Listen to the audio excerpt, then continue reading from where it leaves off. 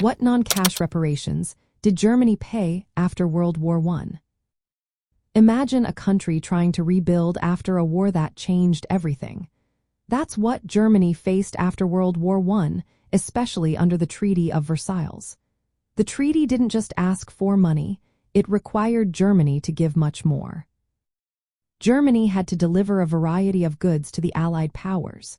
This included coal, which was vital for energy and industry, along with timber for building and chemical dyes used in manufacturing.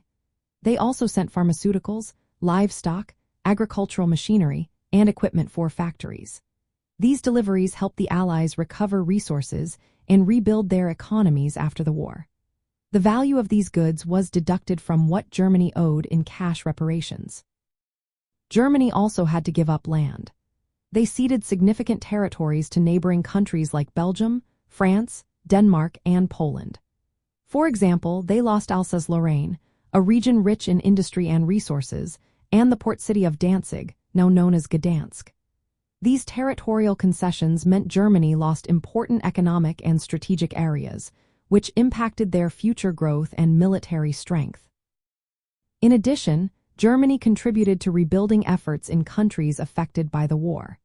They helped restore damaged cultural and educational institutions, such as the University Library of Louvain in Belgium, which had been destroyed during the fighting.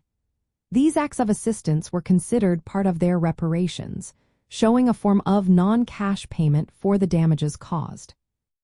The treaty also imposed strict military restrictions on Germany. They had to drastically reduce their army, eliminate their general staff, and stop manufacturing certain weapons like tanks, submarines, airplanes, and poison gas. The Rhineland was demilitarized, creating a buffer zone to prevent future military threats.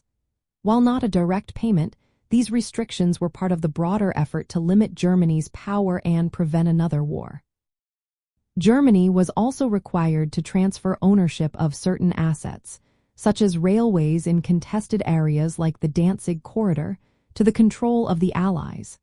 These transfers were considered part of the reparations package. All these non-cash reparations were meant to compensate the Allies for damages and to weaken Germany's ability to wage war again. However, Germany struggled to meet these demands, which led to economic problems and political unrest during the 1920s. So, in summary, Germany paid in many ways after World War I. They delivered industrial goods and resources, gave up land, helped rebuild damaged countries, accepted military restrictions, and transferred assets.